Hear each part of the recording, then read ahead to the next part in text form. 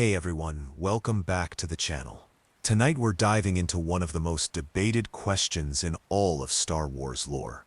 A question that has divided fans across the galaxy and sparked countless arguments in cantinas from Coruscant to Tatooine. Who was truly more powerful, Darth Nihilus, the Lord of Hunger who could devour entire worlds with a thought, or Darth Sidious, the master manipulator who brought the entire galaxy to its knees? Before we begin this epic journey into the dark side, I want you to hit that like button if you're ready to explore the depths of Sith power tonight. And don't forget to subscribe and ring that notification bell, because we're constantly uncovering the hidden secrets of the Star Wars universe that you won't find anywhere else.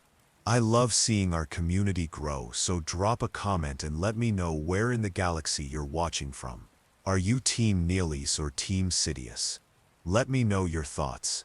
Now get comfortable, dim those lights, settle into your favorite spot, and prepare yourself for a tale of two Sith Lords whose power transcended anything the galaxy had ever seen. Picture this. Somewhere in the depths of space, aboard a massive Sith dreadnought called the Ravager, a figure sits motionless on an ancient throne. His body is barely more than shadow and bone, held together by sheer will and an insatiable hunger that consumes not just flesh and blood, but the very essence of life itself. Around him the ship groans and creaks, its hull fractured and broken, yet somehow still flying through the void like a monument to destruction. This is Darth Nihilus, and with each breath he draws, entire star systems feel the pull of his presence. On distant worlds, Force sensitives suddenly collapse, their life energy drained across impossible distances. He doesn't need armies or fleets or political schemes. He is a wound in the Force itself, a living black hole of hunger that threatens to consume everything that has ever lived or ever will live. But across the galaxy, in the gleaming towers of Coruscant, another darkness stirs. Emperor Palpatine, Darth Sidious, sits upon his throne, and with a mere gesture of his withered hand, entire star systems bend to his will. He doesn't need to consume worlds. He owns them. Every Imperial officer, every stormtrooper, every citizen of his vast empire moves according to his grand design. Where Nihilus devours, Sidious creates. Where Nihilus destroys, Sidious builds. But which approach represents true power? The answer to this question will take us through the rise and fall of both Dark Lords, through battles that shook the foundations of reality itself, and into the very heart of what it means to wield the dark side of the Force. We'll witness the moment when Nihilus first tasted the ultimate power of consumption, and we'll see how Sidious wove a web of deception so intricate that it took down the Jedi Order itself. But here's what most people don't understand about this comparison. The real question isn't just about raw power or political control. It's about something far deeper, something that goes to the very core of Sith philosophy and the nature of the Force itself. Because both of these Sith Lords represent different paths to ultimate power, and only one of those paths could truly claim dominion over the galaxy. So buckle in, because tonight we're about to uncover secrets that have been hidden in the shadows for millennia. And by the end of this journey, you'll understand not just who was more powerful, but why that answer changes everything we thought we knew about the Sith.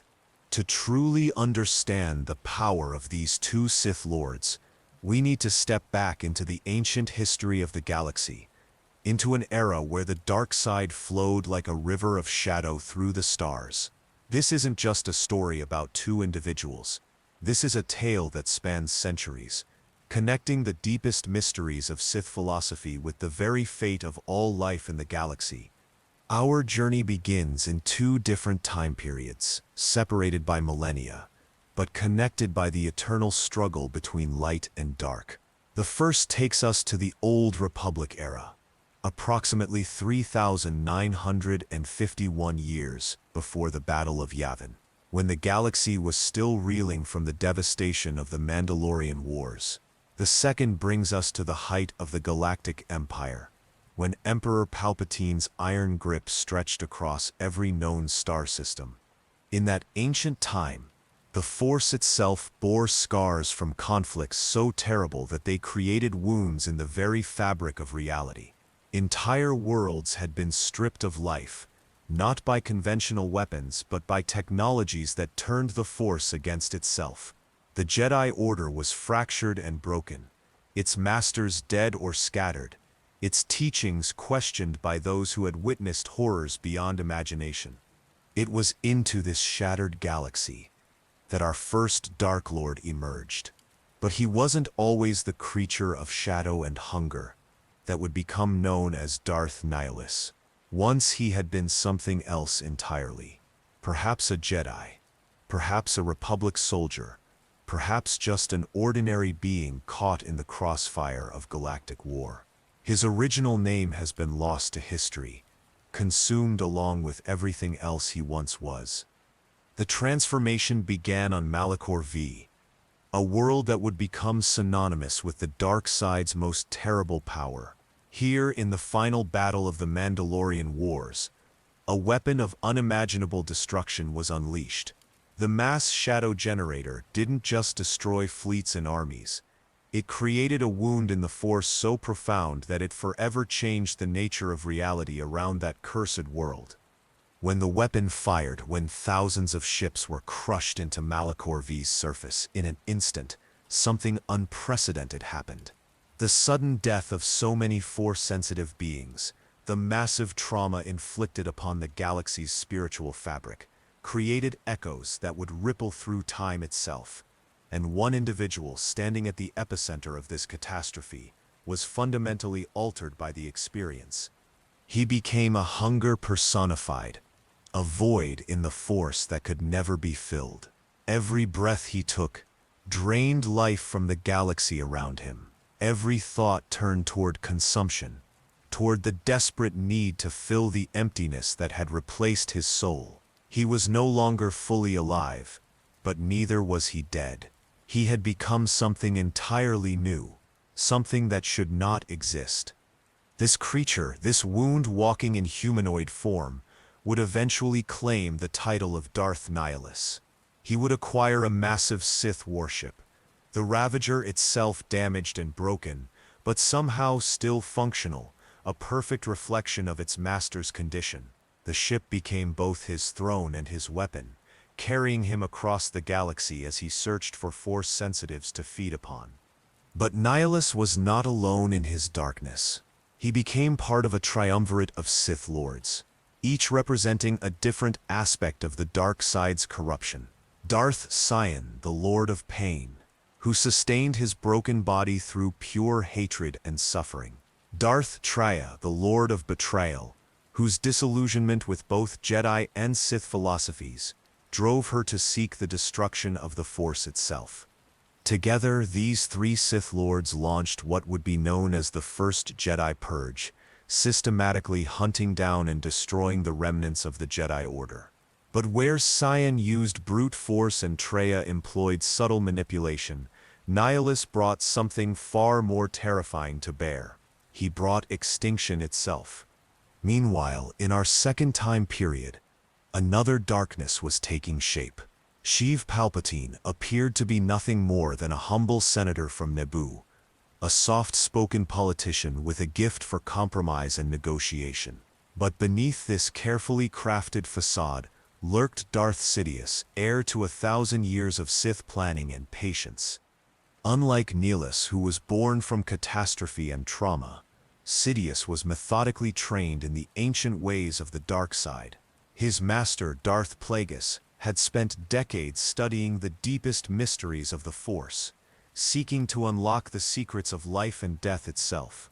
Under Plagueis's tutelage, Sidious learned not just how to wield the dark side, but how to hide his presence so completely that even the most powerful Jedi Masters could not sense the shadow growing in their midst. Where Nihilus represented raw, uncontrolled hunger, Sidious embodied patience and calculation. His power lay not in consumption, but in creation. He created the Clone Wars, playing both sides of a galactic conflict to serve his ultimate purpose. He created the perfect apprentice in Darth Vader, twisting Anakin Skywalker's fall from grace into the Empire's greatest weapon. He created an entire galactic government designed to channel the dark side and suppress any hope of rebellion. The contrast between these two Sith Lords couldn't be more stark. One was a creature of instinct and hunger, driven by needs he could never satisfy. The other was a master strategist, executing plans within plans within plans, each scheme designed to bring him closer to absolute power over the galaxy. But which approach represented true power? Which Dark Lord of the Sith had truly mastered the dark side? The answer would require us to examine not just their abilities, but their philosophies, their methods, and ultimately, their fates. As we prepare to delve deeper into their stories, remember that both of these beings transcended normal understanding of power. They weren't simply strong in the Force. They had found ways to bend the very nature of reality to their will. The question isn't whether they were powerful, but rather what kind of power they wielded and how they chose to use it. The stage is set, the players are introduced, and now we must follow their paths through triumph and tragedy, through conquest and destruction, until we finally understand which of these Dark Lords had truly achieved mastery over the galaxy itself. The transformation of a being into Darth Nihilus began with the most catastrophic moment in galactic history, when Admiral Saul Karath gave the order to activate the mass shadow generator above Malachor V. He unleashed something far beyond a mere superweapon. The device didn't simply destroy the Mandalorian and Republic fleets locked in battle around that cursed world. It created a gravitational anomaly so intense that it crushed thousands of starships into the planet's surface in mere seconds. But the true horror wasn't the physical destruction. It was what happened to the Force itself in that moment. The sudden, simultaneous death of so many Force-sensitive beings created what the ancient Sith would later call an echo in the Force. This wasn't just death on a massive scale. This was death so profound, so concentrated, that it tore a hole in the very fabric of the galaxy's spiritual essence. Standing at the epicenter of this catastrophe was the individual who would become Nihilus. Whether he was a Jedi Knight who had followed Revan and Malak into war, a Republic soldier caught in the wrong place, or perhaps even a Mandalorian warrior, his original identity became irrelevant. The moment the mass shadow generator fired, the echo of all those deaths didn't just wash over him. It consumed him, hollowed him out, and left something entirely new in his place. The being that crawled away from Malachor V was no longer truly alive in any conventional sense. He had become a wound in the Force, a walking manifestation of that terrible echo. Every cell in his body had been fundamentally altered, transformed from living tissue into something that existed in a state between life and death. He retained his consciousness, his memories, even his ability to think and plan, but his very existence now depended on consuming the life force of others. This wasn't a choice he made, it was a biological and spiritual necessity. Just as a normal being requires food and water to survive, Nihilus required the force energy of living creatures. Without it, he would simply cease to exist, unraveling into the void that had replaced his soul. The hunger wasn't just overwhelming, it was literally what kept him anchored to reality. Meanwhile, in a very different corner of the galaxy, a young Sheev Palpatine was beginning his own journey toward ultimate power. Born on Naboo to a wealthy and politically influential family, Palpatine's path to the dark side began not with cosmic catastrophe, but with careful cultivation by one of the most dangerous Sith Lords in galactic history. Darth Plagueis had been watching the Palpatine family for generations, studying their bloodline, their political connections, and their potential for channeling the dark side. When he finally approached the young Sheev, it wasn't as a mysterious Sith Lord wrapped in shadow and mystique. Instead, he came as Higo Damask, a respected Moon businessman, with vast financial holdings and political influence across the galaxy. Plagueis understood something that many Sith had forgotten over the centuries. True power in the modern galaxy couldn't be achieved through brute force alone. It required subtlety, patience, and above all the ability to work within existing systems rather than simply destroying them. He had spent decades studying the political and economic structures that held the Republic together, identifying the pressure points where a carefully applied force could bring down the entire edifice. In young Palpatine, Plagueis saw the perfect instrument for his grand design. The boy possessed not only significant force potential, but also a natural gift for manipulation and political maneuvering. More importantly, he had the ability to present a facade of warmth and sincerity that could fool even experienced politicians and Jedi Masters. The training began slowly, disguised as lessons in political theory and galactic economics. Plagueis taught Palpatine how to read people, how to identify their desires and fears, how to present himself as the solution to their problems, while secretly working toward his own agenda. Only gradually did the lessons turn toward the Force itself, and even then, Plagueis was careful to frame the dark side not as evil, but as simply another tool to be mastered. Unlike the traumatic transformation that created Nihilus, Palpatine's fall to the dark side was a gradual process that took place over many years. Each lesson, each exercise in manipulation, each small betrayal of trust or principle, brought him deeper into shadow. By the time he fully embraced his identity as Darth Sidious, he had already become a master of deception so complete that he could fool himself about his own motivations. The contrast between these two origins reveals everything about the different types of power these Sith Lords would ultimately wield. Nihilus was power without control, hunger without satisfaction, destruction without purpose. His abilities were vast and terrible, but they were also fundamentally reactive. He could only respond to the hunger, seek out the next source of sustenance, drain and move on. Sidious represented power with absolute control, hunger that could be channeled and directed, destruction that served a greater purpose. Every action he took, every word he spoke, every alliance he formed, and every betrayal he orchestrated, all served his ultimate goal of galactic domination. The first world to experience Nihilus's newfound power was a small frontier planet in the Outer Rim, home to perhaps a dozen Force-sensitive individuals scattered among its modest population. They were not trained Jedi, merely beings blessed or cursed with a connection to the Force that manifested in small ways. A farmer who could sense approaching storms days in advance. A mechanic whose intuition with machinery bordered on the supernatural. A child whose dreams sometimes showed glimpses of distant events. These people lived quiet lives, unaware that their modest gifts had made them targets for something beyond their comprehension. The first sign of Nihilus's attention was subtle. Animals began acting strangely, fleeing from certain areas without apparent cause. Plants withered in seemingly random patterns. The very air itself seemed to grow thin and cold in places where it had never been cold before. Then the deaths began, not violent or dramatic, but peaceful in the most terrifying way imaginable. The Force sensitives simply laid down where they were and stopped living. Their bodies showed no signs of injury, disease, or struggle.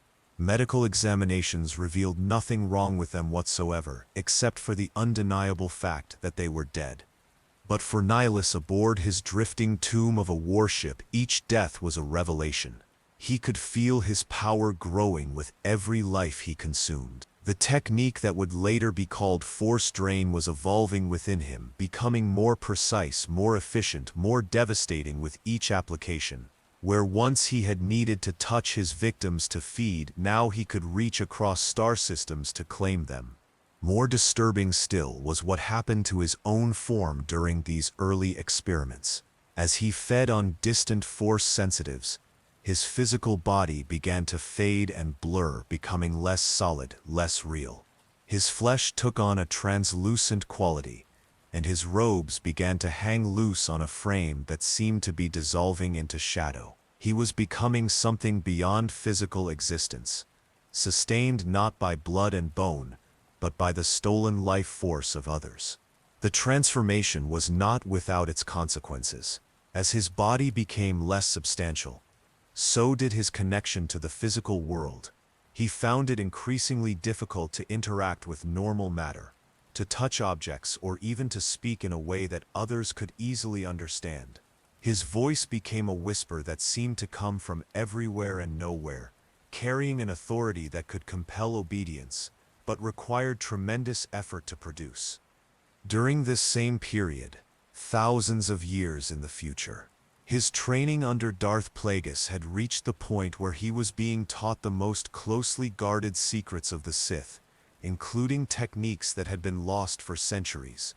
Plagueis had spent decades researching what he called the science of the Force, treating the mystical energy field not as some incomprehensible cosmic phenomenon, but as something that could be studied, quantified, and ultimately controlled through pure will and understanding. His experiments had led him to master what he considered the ultimate expression of Sith power, the ability to manipulate midi-chlorians directly. Through this manipulation, Plagueis could heal fatal injuries, reverse the aging process, and even bring the recently dead back to life. But his ultimate goal was far more ambitious.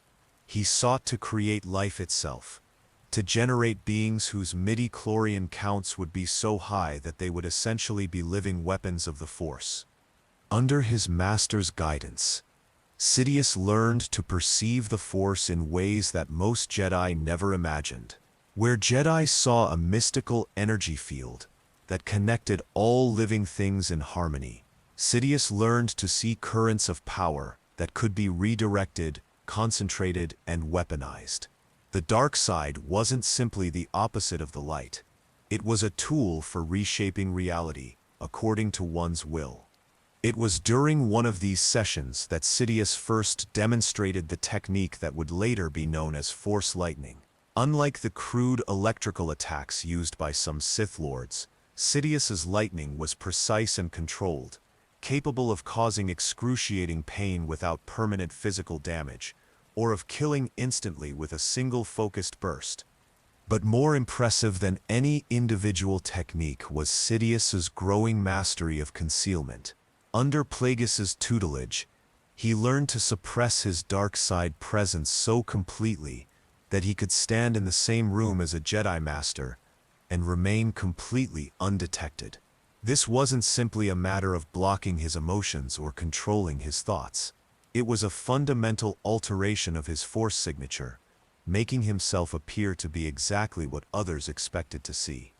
At this point in our tale, it would be easy to conclude that Darth Nihilus represented the pinnacle of Sith power. After all, here was a being who could destroy entire worlds without setting foot on them, who could kill from distances measured in light years, who had transcended the physical limitations that bound even the mightiest Force users. His abilities seemed to dwarf anything that traditional Sith Lords had ever accomplished. The evidence appeared overwhelming. Where ancient Sith like Darth Revan or Darth Malak had needed vast fleets and armies to conquer star systems, Nihilus required only his hunger and his will. Where other Dark Lords had spent years planning the destruction of their enemies, Nihilus could simply reach out and drain entire populations in moments. Even more impressive was the scope of his transformation. He had become something that existed beyond the normal boundaries of life and death, matter and energy. His consciousness had expanded to encompass multiple star systems simultaneously, allowing him to sense and consume Force-sensitive beings across vast reaches of space. In many ways, he had become like a force of nature itself, as inevitable and unstoppable as gravity or entropy. The few surviving Jedi who attempted to study this new threat reached similar conclusions. Their analysis of the mysterious deaths plaguing Force-sensitive communities across the galaxy painted a picture of power so vast that it seemed to transcend anything they had encountered in their historical records. Here was a Sith Lord who didn't simply use the dark side, but had become a wound in the Force itself, a walking catastrophe that threatened the very existence of all life. By contrast, Darth Sidious seemed almost quaint in his methods. Yes, he was skilled in political manipulation and possessed considerable Force abilities, but he was still fundamentally bound by the same limitations that restricted other Sith Lords. He needed to maintain a physical form, required sleep and sustenance, and was vulnerable to the same weapons and techniques that could threaten any Force user. Sidious's approach to power appeared to be the traditional one, relying on careful planning, political maneuvering, and the gradual accumulation of influence over existing galactic institutions. Where Nihilus could simply consume his enemies, Sidious had to outthink them, outmaneuver them, and gradually erode their power base over years or even decades. This apparent disparity was reinforced by examining their respective impacts on the galaxy during their active periods. Nihilus's first Jedi purge had reduced the Jedi Order from thousands of members to perhaps a dozen survivors in the span of just a few years. Entire Jedi enclaves had been wiped out overnight, their inhabitants drained of life without ever seeing their attacker. But appearances can be deceiving, especially when dealing with Sith Lords whose greatest weapon is often their ability to conceal their true nature and capabilities. What seemed like a clear victory for raw power over subtle manipulation was actually a far more complex comparison than it first appeared. The truth was that Nihilus's incredible abilities came with equally incredible limitations, constraints that weren't immediately apparent, but would ultimately prove to be his undoing. His transformation into a wound in the Force had given him godlike power, but it had also made him fundamentally dependent on that power in ways that traditional Force users could never understand. His hunger wasn't simply an appetite that could be satisfied or ignored. It was the very foundation of his existence, the force that kept his consciousness anchored to reality. Without constant feeding, he would simply cease to exist, unraveling into the void that had replaced his soul. This meant that despite his vast power, he was actually less free than the most humble Jedi Padawan, who could choose when and how to use the Force. Nihilus had become a slave to his own abilities, compelled to consume, not by choice, but by necessity. Every decision he made was ultimately driven by his need to feed, making his actions predictable to those who understood his nature. He wasn't a master wielding the dark side as a tool. He was a tool being wielded by forces beyond his control. As Nihilus continued his reign of consumption across the galaxy, his methods became increasingly sophisticated and terrifying. The ancient Sith warship Ravager had become more than just his mobile throne. It was an extension of his very being, its broken hull somehow held together by his will alone. The ship's appearance defied all logic and engineering principles. Massive sections of its superstructure were missing entirely, exposing corridors and chambers to the vacuum of space, yet somehow the vessel remained functional. From the command deck of this impossible vessel, Nihilus began to understand the true scope of his abilities. He discovered that he could not only sense Force-sensitive beings across vast distances, but actually perceive the connections between them. The Force, he realized, was like a vast web stretching across the galaxy, and every living being was a point of light within that web. By following these connections, he could trace Force-sensitive individuals back to their sources, their teachers, their students, their loved ones. This revelation led to one of the most horrific chapters of the first Jedi Purge. Nihilus began targeting not just individual Jedi, but entire Force-sensitive bloodlines. He would drain a Jedi Knight, then follow the force connections back to drain their former master, their siblings, their children. Anyone who shared even the slightest force bond with his initial victim. Entire family lines simply vanished from existence, their life essence consumed, to feed his ever-growing hunger. The planet Qatar became the most devastating example of his evolved technique. This world was home to the Miraluka species, beings who were naturally force-sensitive and perceived the world entirely through the force rather than conventional sight. To Nihilus, Qatar appeared as a beacon of force energy visible from anywhere in the galaxy. The entire planet's population of millions represented the largest concentration of force-sensitive life he had ever encountered. When Nihilus turned his attention to Qatar, the results were unprecedented. He didn't simply drain the planet's inhabitants one by one. Instead, he consumed the entire world's force presence simultaneously, creating a feeding event so massive that its effects rippled through hyperspace itself.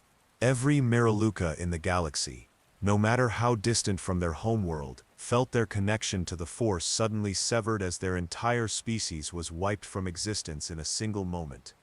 The technique Nihilus used on Qatar represented the pinnacle of Force drain abilities. He had learned to consume not just individual life force, but the collective force presence of entire civilizations. The planet itself became a dead zone in the Force, a place where the mystical energy field simply ceased to exist. Even centuries later, Jedi who visited the ruins of Qatar reported feeling completely cut off from the Force while standing on its surface. Meanwhile, in the era of the Galactic Republic, Darth Sidious was perfecting very different but equally devastating techniques. His training under Plagueis had evolved beyond simple force manipulation into something approaching scientific mastery of life itself. Together, master and apprentice had constructed secret laboratories, where they conducted experiments that pushed the boundaries of what was considered possible through the Force. Their research focused on midi-chlorians, the microscopic organisms that served as the bridge between living beings and the Force. Plagueis had developed techniques for manipulating these organisms directly, essentially rewriting the genetic code of the Force itself. Through careful midi-chlorian manipulation, he could not only heal injuries and extend life, but actually enhance force sensitivity in previously mundane individuals. Sidious proved to be an exceptionally gifted student in these techniques. Under his master's guidance, he learned to perceive midi-chlorians not as mysterious spiritual entities, but as biological machines that could be programmed and controlled. This perspective allowed him to develop force abilities that operated on levels most Jedi never imagined existed. One of his most significant breakthroughs came in the area of force concealment. Traditional Sith stealth techniques relied on suppressing emotions or masking intentions, but Sidious learned to actually alter his midi-chlorian activity patterns. By changing the way these organisms interacted with the Force, he could make himself appear to be an entirely different type of being. To Jedi senses, he could present as a normal Force-insensitive politician, or even as a being touched by the light side of the Force.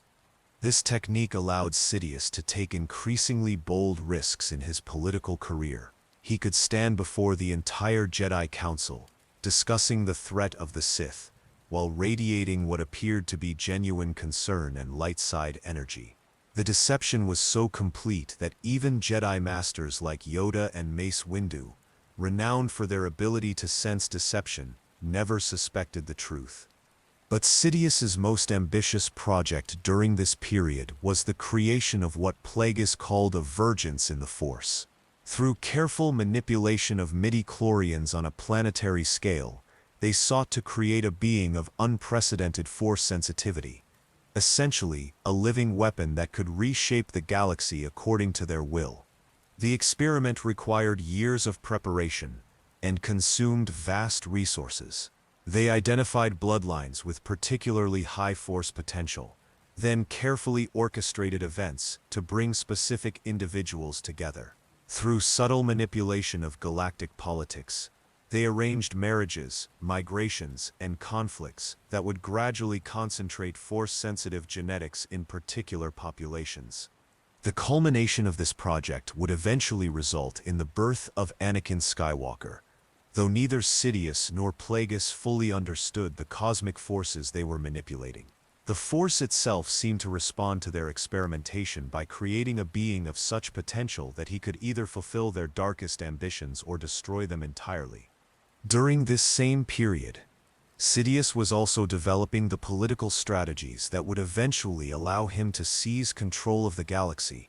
He studied the Republic's governmental structure with the same scientific precision that he applied to Force research, identifying every weakness, every pressure point, every opportunity for manipulation. His analysis revealed that the Republic's greatest strength was also its greatest vulnerability. The democratic system that had provided stability for 1,000 years had also created a bureaucratic maze so complex that no individual or organization could monitor all of its functions simultaneously. By carefully placing allies in key positions throughout this maze, Sidious could effectively control the government while remaining completely invisible to oversight. The contrast between Nihilus and Sidious during this period couldn't have been more stark. Where Nihilus was becoming increasingly isolated and inhuman, feeding his hunger in solitude aboard his ghost ship, Sidious was becoming more integrated into galactic society with each passing year. His political career flourished as he gained reputation as a skilled negotiator and compromise builder, all while secretly orchestrating the very conflicts he publicly sought to resolve. Yet both Sith Lords were approaching a similar realization about the nature of ultimate power. True dominion over the galaxy couldn't be achieved through raw strength alone, no matter how vast. It required understanding the fundamental forces that shaped reality itself, whether those forces were the cosmic hunger that drove Nihilus or the political and biological systems that Sidious sought to master. Both were also beginning to understand that their respective paths came with prices that might prove too high to pay. Nihilus was losing his connection to everything that made existence meaningful, while Sidious was constructing a web of deception so complex that he risked losing himself within it. The question that neither had yet answered was whether ultimate power was worth the ultimate sacrifice of everything they had once been. The ancient Sith understood something about power that had been largely forgotten by the time of both Nihilus and Sidious. Power was not simply a tool to be wielded, but a force that inevitably shaped those who sought to master it. The greatest Sith Lords of antiquity had learned that the pursuit of ultimate strength always came with consequences that echoed across generations, creating patterns that repeated throughout galactic history. Nihilus began to experience these echoes firsthand as his transformation continued. The more Force-sensitive beings he consumed, the more he began to access not just their individual memories and abilities, but their connections to the deep history of the Force itself. Through the life essence of ancient Jedi Masters, he gained glimpses of conflicts that had raged thousands of years before his birth, wars between light and dark that had shaped the very nature of the galaxy. These visions revealed to him that his condition was not entirely unique. Throughout history there had been other beings who had become wounds in the Force. Though none had achieved the scope of his transformation, he saw fragments of the ancient Sith Emperor Vitiate, who had consumed the life force of entire worlds to sustain his immortality. He witnessed echoes of Darth Revan's fall and redemption, understanding for the first time how the mass shadow generator that created him had been intended as a weapon against the dark side itself. Most disturbing of all were the visions that showed him potential futures, glimpses of what he might become if his hunger continued to grow unchecked. He saw himself as a cosmic force of entropy, consuming not just Force-sensitive life but all life, eventually devouring the galaxy itself until nothing remained but empty space and his own eternal, unsatisfied hunger. These prophetic visions began to affect Nihilus in ways that his physical transformation had not. For the first time since his creation, he experienced something approaching fear. Not fear of death, for he was already beyond such concerns, but fear of what he was becoming and what his existence meant for the future of all life in the galaxy. The realization came to him gradually that he was not simply a Sith Lord pursuing power, but an agent of cosmic balance, a force that existed to correct what the ancient texts called disturbances in the natural order. His hunger was not random or purposeless. It was drawn specifically to concentrations of force energy that had grown too powerful, too concentrated, threatening to upset the delicate equilibrium that kept the galaxy stable. This understanding brought with it a terrible clarity about his role in galactic history. He was not meant to rule or conquer in the traditional sense. He was meant to consume, to reduce the overall level of force energy in the galaxy to more manageable levels, to serve as a check against the kind of force users who might otherwise grow powerful enough to threaten reality itself. Far in the future, Sidious was discovering his own connections to ancient patterns of power and corruption. His research into Sith history had revealed that every major galactic conflict of the past 1,000 years could be traced back to manipulation by hidden Sith Lords, each working toward the same ultimate goal that he and Plagueis now pursued. The ancient Sith had understood that the galaxy operated in cycles, periods of peace and prosperity inevitably followed by chaos and war. What most historians failed to recognize was that these cycles were not natural phenomena, but carefully orchestrated events designed to gradually weaken the institutions that opposed Sith rule while strengthening the dark side's influence over galactic affairs. Sidious' role in this grand design was to be the culmination of 1,000 years of careful planning that began with Darth Bane's establishment of the Rule of Two. Each generation of Sith had added another layer to the grand deception, placing agents throughout the galaxy's power structures, corrupting key institutions from within, and gradually shifting the balance of power away from the light and toward the dark. The Clone Wars, which Sidious was now orchestrating from both sides, represented the final phase of this ancient plan. By creating a conflict so devastating that it would require unprecedented centralization of power to resolve, he was engineering the conditions necessary for the complete transformation of the galactic government. The Republic would emerge from the war so changed that it would be the Empire in all but name. But Sidious's study of ancient Sith texts had also revealed warnings about the dangers of ultimate success. Previous Sith Lords who had achieved similar levels of power had often found themselves consumed by the very forces they sought to control. The dark side was not simply a tool to be used, but a cosmic entity with its own agenda, one that did not always align with the ambitions of individual Sith Lords.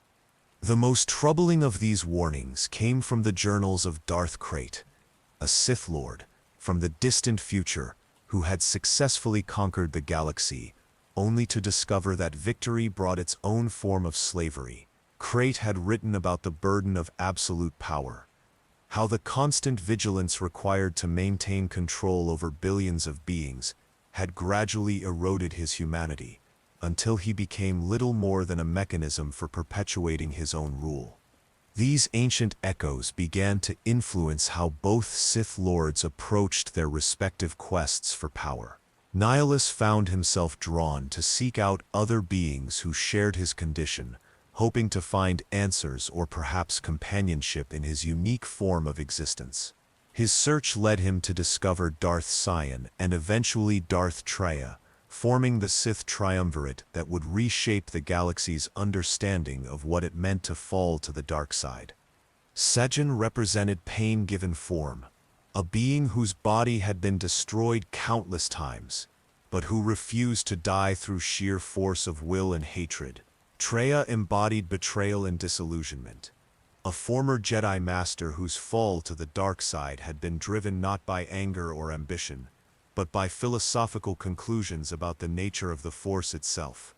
Together, these three Sith Lords represented aspects of the dark side that had never been unified under a single banner.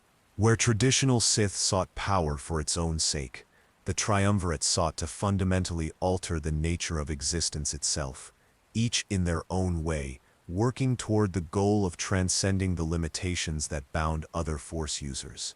Sidious, meanwhile, began to incorporate ancient Sith rituals and techniques into his modern political strategies.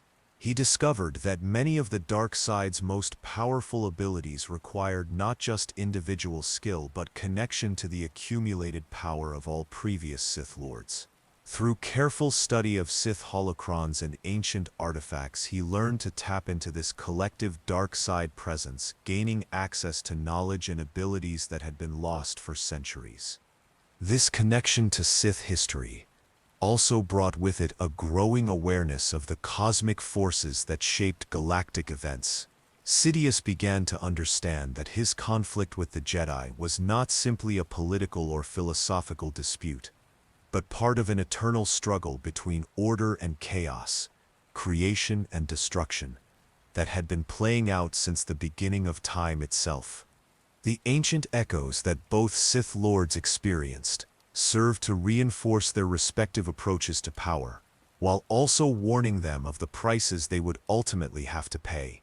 For Nihilus, the echoes confirmed that his path led toward either cosmic transcendence or universal destruction, with no middle ground possible. For Sidious, they revealed that ultimate political victory would require him to become something beyond human, a living embodiment of the dark side's will rather than an individual pursuing personal ambitions. Both Dark Lords began to prepare for the final phases of their respective quests, knowing that the choices they made in the coming conflicts would determine not just their own fates, but the future of the galaxy itself. The turning point for Nihilus came when he encountered the being who would become known as the Jedi Exile. This meeting was significant not because of any immediate confrontation, but because of what her very existence revealed about the nature of his condition and the potential for its resolution. Mitra Surik had been present at the activation of the mass shadow generator, just as Nihilus had been. But where the weapon's effects had transformed him into a wound in the Force, she had made a different choice in that moment of cosmic trauma. When the echo of all those deaths threatened to consume her, she had chosen to sever her own connection to the Force rather than allow herself to be transformed by the experience. For years, she had lived as a normal being, cut off from the mystical energy field that had once been as natural to her as breathing. But her connection to the Force had not been destroyed, merely suppressed, and recent events had begun to awaken it once again. What made her unique was that she retained the ability to form Force bonds with others while remaining fundamentally immune to Force drain techniques. When Nihilus first sensed her presence, he experienced something he had not felt since his transformation began: confusion. She appeared to his perceptions as both a wound in the Force like himself and a normal Force-sensitive being. The contradiction was so profound that it caused him actual pain, a sensation he had thought himself incapable of experiencing. His attempts to drain her life force produced no results whatsoever. The energy simply flowed back to her, as if she were somehow immune to his primary method of sustaining himself. More disturbing still, her presence seemed to stabilize the wounds in the Force around him, making his own condition less acute while she remained nearby. This revelation forced Nihilus to confront the possibility that his transformation was not irreversible, that there might be a way to return to something resembling normal existence. But such a return would require him to abandon the power that had become his identity, to accept the limitations and mortality that he had transcended through his condition as a wound in the Force. The internal conflict this created within him was devastating. For the first time since his transformation, Nihilus experienced genuine uncertainty about his path. The hunger that had driven him for so long began to seem less like a fundamental aspect of his nature, and more like a choice he had made, consciously or unconsciously, in response to the trauma of Malachor V. This period of self-doubt led him to seek out Darth Nihilus, whose reputation for philosophical insight had reached even his isolated existence aboard the Ravager. Their first meeting was unlike any interaction Nihilus had experienced since his transformation. Nihilus spoke to him not as a monster to be feared, or a force of nature to be avoided, but as a being capable of choice and growth. Through their conversations, Nihilus began to understand that his condition was not unique in Sith history, but part of a larger pattern of transformation that affected all who delved too deeply into the dark side's mysteries. The difference was that most Sith Lords retained enough of their humanity to pull back from the brink of total transformation.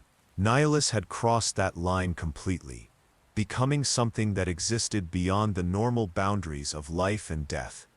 Nihilus revealed to him that his hunger was not simply a biological necessity, but a manifestation of the galaxy's own need for balance. The Force sought equilibrium, and when concentrations of light or dark side energy became too great, it created corrective mechanisms to restore harmony. Nihilus had become one such mechanism, a living embodiment of the Force's will to reduce excessive concentrations of Force energy. This revelation was both liberating and terrifying. It meant that his actions served a cosmic purpose beyond mere hunger or destruction. But it also meant that he was not truly free, that his choices were ultimately constrained by forces far greater than himself. Meanwhile, Sidious was experiencing his own moment of profound revelation as his relationship with Darth Plagueis reached its climax. Years of training and collaboration had brought them to the threshold of their ultimate experiment, the creation of a being so powerful in the Force that he would effectively be a living weapon capable of reshaping the galaxy according to their will. The experiment appeared to have succeeded, when reports reached them of a child born on Tatooine with a midi-chlorian count higher than any previously recorded. Anakin Skywalker represented the culmination of everything they had worked toward. A being conceived through Force manipulation who possessed the potential to become the most powerful Force user in galactic history. But as Sidious studied the data surrounding Anakin's birth, he began to realize that their experiment had produced results far beyond what they had intended. The child's Force potential was not simply higher than normal. It appeared to be virtually unlimited. He had been conceived without a father, brought into existence through midi-chlorian manipulation on a scale that bordered on the miraculous. More disturbing still were the prophetic implications of Anakin's birth. Ancient Jedi prophecies spoke of a chosen one, who would bring balance to the Force, and every analysis of the boy's potential suggested that he might indeed be this prophesied figure. If so, then Sidious and Plagueis had not simply created a weapon for their own use, but had potentially brought into existence the very being destined to destroy them. This realization led to a fundamental shift in Sidious's approach to his apprenticeship, where once he had been content to learn from Plagueis and gradually assume his role as the junior partner in their collaboration, he now began to see his master as an obstacle to be overcome rather than a mentor to be followed. The turning point came when Plagueis revealed the full scope of his ultimate ambitions. He intended not simply to rule the galaxy, but to achieve true immortality through complete mastery over life and death. Using the techniques they had developed together, he planned to make himself essentially immortal while keeping Sidious as a permanent apprentice, violating the fundamental principle of the rule of two that required the apprentice to eventually surpass and replace the master. Sidious realized that Plagueis had never intended for him to inherit the Sith legacy in the traditional way. Instead, he was meant to serve as an eternal subordinate, helping to maintain Plagueis's immortal rule over the galaxy. This betrayal of Sith tradition crystallized Sidious's understanding of what he would need to do to claim his rightful place as Dark Lord of the Sith. The night Sidious murdered his master marked the end of his apprenticeship and the beginning of his reign as the most powerful Sith Lord in galactic history. But it also marked his first real understanding of the isolation that came with ultimate power. Plagueis had been the only being in the galaxy who truly understood the scope of his abilities and ambitions. With his master's death, Sidious became truly alone in a way that even his eventual political triumphs would never fully remedy. Both revelations. Nihilus's understanding of his role as a cosmic balancing force and Sidious's realization of his destined isolation would shape their approaches to the final phases of their respective quests for power. Each had learned that ultimate strength came with prices that could not be avoided, only accepted or rejected. The question that remained was whether either of them possessed the wisdom to choose correctly when the moment of final decision arrived. The true scope of Nihilus's power became apparent when he turned his attention to the core worlds, those ancient bastions of civilization that had stood as symbols of galactic stability for millennia. His hunger had evolved beyond the simple consumption of individual force sensitives to something far more sophisticated and terrifying. He had learned to perceive the Force not as discrete points of light scattered across the galaxy, but as vast networks of interconnected energy that flowed between worlds, species, and even entire star systems. What he discovered through this expanded perception changed his understanding of his own nature completely. The galaxy itself was alive in ways that most beings never imagined. Every populated world, every thriving ecosystem, every concentration of intelligent life contributed to a vast living network of force energy that sustained the cosmic balance between order and chaos. His role as a wound in the Force was not simply to consume random targets, but to serve as a regulator of this network, preventing any single node from becoming so powerful that it threatened the stability of the whole. This revelation led him to focus his attention on Coruscant itself, the ancient capital world whose trillion inhabitants had created the largest concentration of collective force presence in the known galaxy. The planet's very existence represented a kind of spiritual pollution, a massive disruption in the natural flow of cosmic energy that had been growing stronger for thousands of years. As Nihilus prepared to drain Coruscant, he experienced visions that showed him the full consequences of what he was contemplating.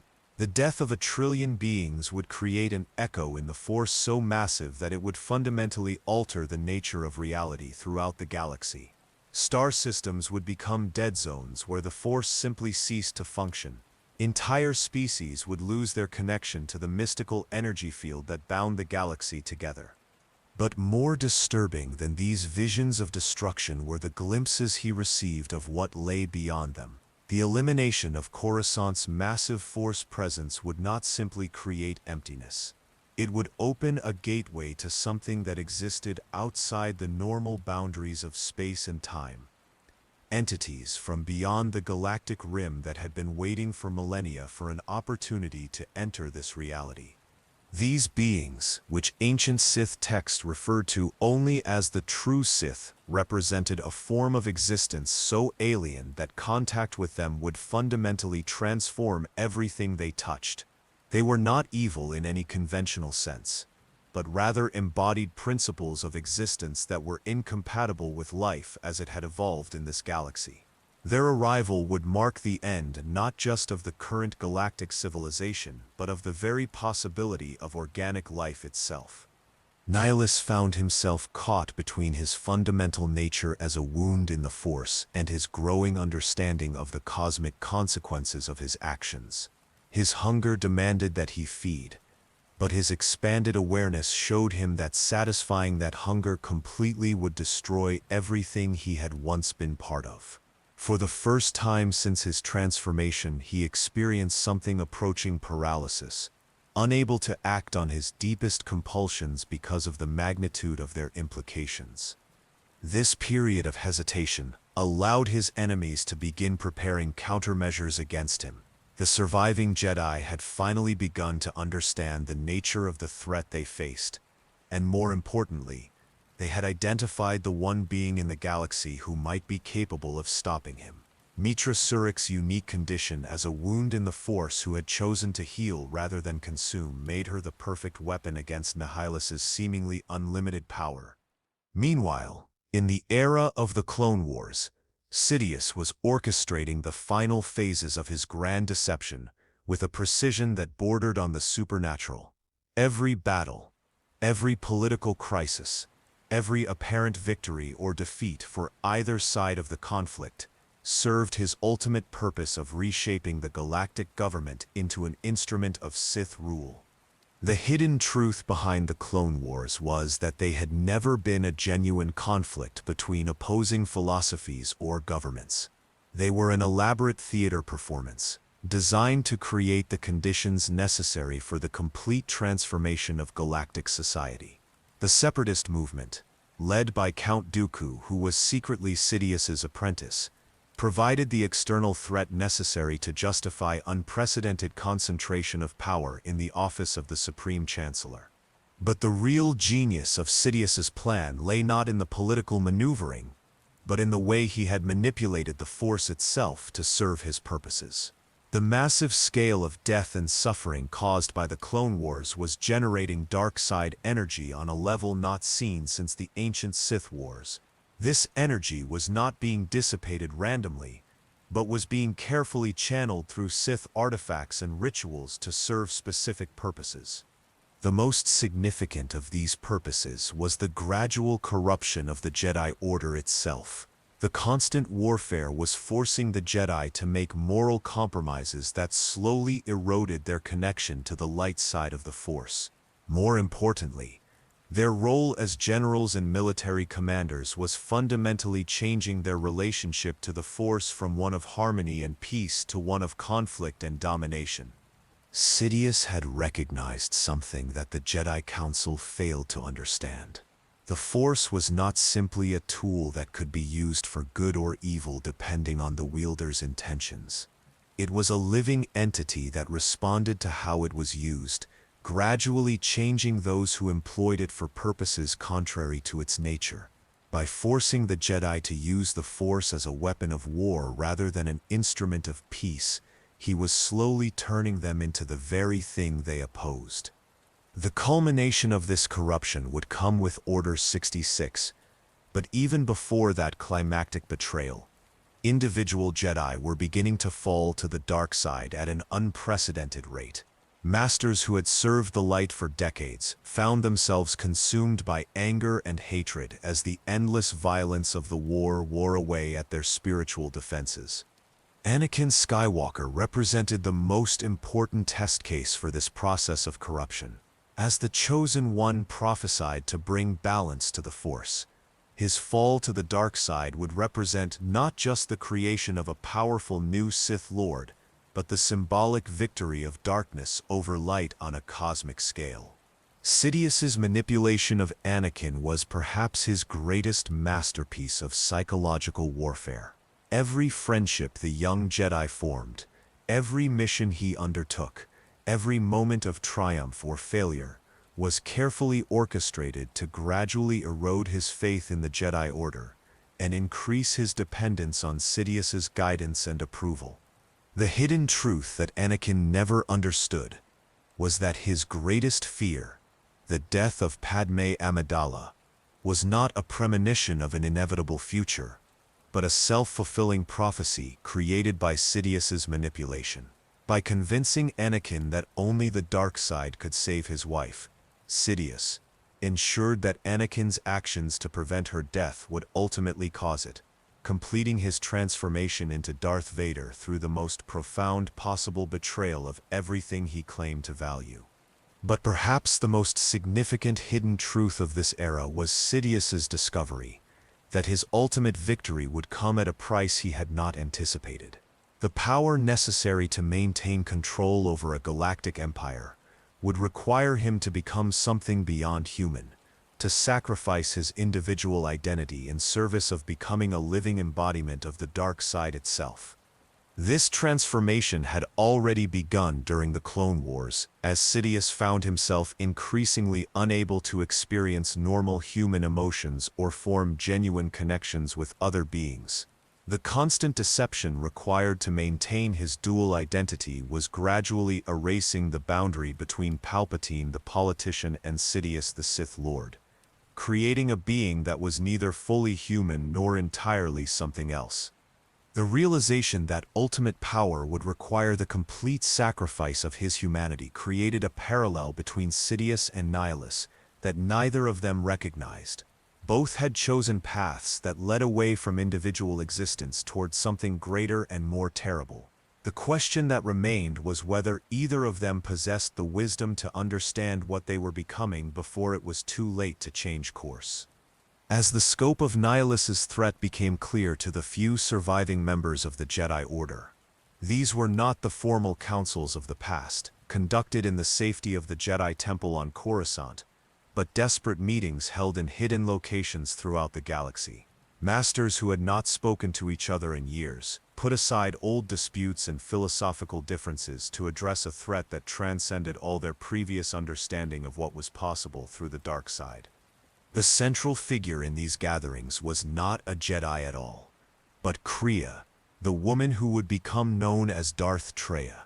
Her unique perspective as a former Jedi Master who had fallen to the dark side and then transcended both philosophies made her the only being capable of understanding the true nature of what Nihilus had become. Kreia's teachings during this period represented perhaps the most profound examination of Force philosophy ever undertaken. She argued that both the Jedi and Sith traditions were fundamentally flawed, trapped in an endless cycle of conflict that served neither the light nor the dark, but only perpetuated suffering across the galaxy. The Force itself, she contended, was not the benevolent energy field that the Jedi believed it to be, but a cosmic parasite that fed on the pain and struggle of those it influenced. Her analysis of Nihilus's condition was particularly devastating. She explained that his transformation into a wound in the Force was not an aberration, but the logical endpoint of what happened when beings became too deeply connected to the mystical energy field. The Force sought balance not through harmony, but through the elimination of extremes on either side. Nihilus represented the Force's attempt to correct the imbalance created by too many powerful Force users existing simultaneously. This understanding led Kreia to a terrifying conclusion. The only way to truly defeat Nihilus was not to oppose him with greater power, but to deny him the very thing he needed to exist. If the galaxy's Force-sensitive population could be temporarily severed from their connection to the mystical energy field, Nihilus would have nothing to feed upon and would simply cease to exist. The technique she proposed was based on her study of Mitra Surik's unique condition. The Jedi exile had demonstrated that it was possible to voluntarily sever one's connection to the Force and survive the experience. If this technique could be applied on a galactic scale, it would create a temporary dead zone in the Force that would eliminate not only Nihilus but potentially all Force users throughout the galaxy. The ethical implications of this proposal created the most intense philosophical debate in Jedi history. To defeat one Sith Lord, they would be condemning every Force-sensitive being in the galaxy to lose their connection to the mystical energy that many considered essential to their identity. Children who had never known life without the Force would suddenly find themselves cut off from abilities they had taken for granted. Master Kavar, one of the few surviving members of the Jedi Council, argued that such a drastic measure would effectively accomplish what Nihilus sought to achieve through consumption: the elimination of Force users as a significant factor in galactic affairs. The cure, he contended, would be worse than the disease. But Master Vrook presented an even more disturbing perspective. His research into ancient Sith texts had revealed references to other beings like Nihilus throughout galactic history, cosmic wounds that appeared whenever the balance between light and dark became too extreme. If they succeeded in defeating Nihilus without addressing the underlying imbalance that created him, they would only ensure that another such being would eventually emerge to take his place. These debates continued for months as the surviving Jedi struggled to find an alternative to Creria's devastating proposal. During this time, they also began gathering information about the broader implications of their conflict with the Sith Triumvirate. Nihilus was not operating alone, but as part of a coordinated effort to fundamentally alter the galaxy's relationship with the Force. Darth Sion represented the dark side's answer to the Jedi belief in transcending physical limitations through spiritual discipline, where Jedi sought to move beyond their mortal bodies through connection to the Force. Sion had achieved a twisted form of immortality by refusing to allow his body to die despite suffering injuries that should have been fatal. His very existence challenged the Jedi understanding of life, death, and the relationship between body and spirit. Darth Traya, meanwhile, embodied the ultimate philosophical challenge to both Jedi and Sith traditions. Her goal was not to rule the galaxy or achieve personal power, but to destroy the Force itself, to free the galaxy from what she saw as its tyrannical influence over the fate of all living beings. Her arguments were so compelling that even dedicated Jedi found themselves questioning the fundamental assumptions upon which their entire worldview was based. Together, the three Sith Lords of the Triumvirate represented challenges that went far beyond anything the Jedi had previously encountered. They were not simply evil beings seeking power for its own sake, but philosophical revolutionaries attempting to reshape the very nature of existence itself. In response to this unprecedented threat, the surviving Jedi began developing new techniques and strategies that borrowed from both light and dark side traditions. Master Zez Kai-El pioneered methods for temporarily suppressing Force connections without permanently severing them, creating pockets of Force neutrality that could serve as refuges from Nihilus's hunger. Master Lana Vash focused her research on understanding the psychological aspects of Force wounds, seeking ways to heal beings who had been damaged by exposure to the dark side without forcing them to abandon their connection to the Force entirely. Her work with former Sith and fallen Jedi provided crucial insights into the process of spiritual recovery and redemption.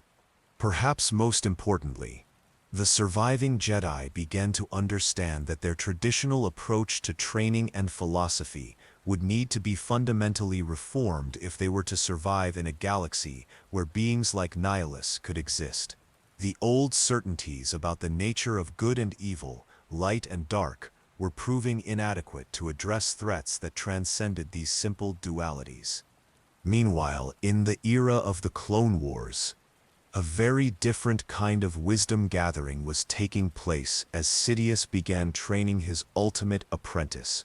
Anakin Skywalker's education in the ways of the Sith proceeded along lines that were carefully designed to exploit his psychological vulnerabilities while gradually introducing him to increasingly sophisticated applications of dark side power.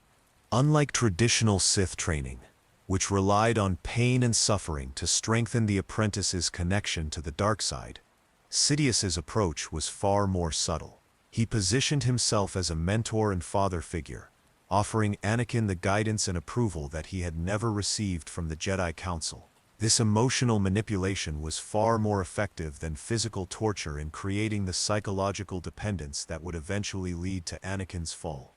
The wisdom that Sidious shared with Anakin was not the crude philosophy of domination and destruction that characterized most Sith teachings, but a sophisticated understanding of power and its applications that had been refined over 1,000 years of careful study.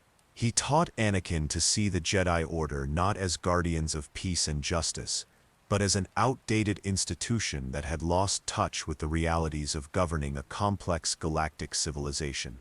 More significantly, Sidious began introducing Anakin to the idea that the Force itself was not inherently good or evil, but simply a tool that could be used for whatever purposes its wielder deemed necessary.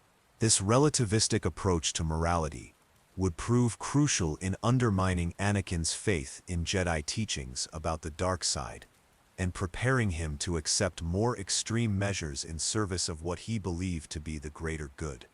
The gathering of wisdom during this period, whether among the desperate Jedi seeking to understand cosmic wounds, or between the Sith Master and his chosen apprentice, represented a fundamental shift in how Force users understood their relationship to the mystical energy field that bound the galaxy together. Both sides were being forced to question assumptions that had remained unchallenged for centuries, preparing the ground for conflicts that would reshape the galaxy's understanding of what was possible through the Force. The weight of accumulated knowledge began to take its toll on both Nihilus and Sidious, though in vastly different ways. For Nihilus, the understanding of his cosmic role as a balancing force had created an internal conflict that threatened to tear apart what remained of his consciousness. He existed in a state of constant tension between his fundamental nature as a wound in the Force and his growing awareness of the catastrophic consequences that would result from fully embracing that nature.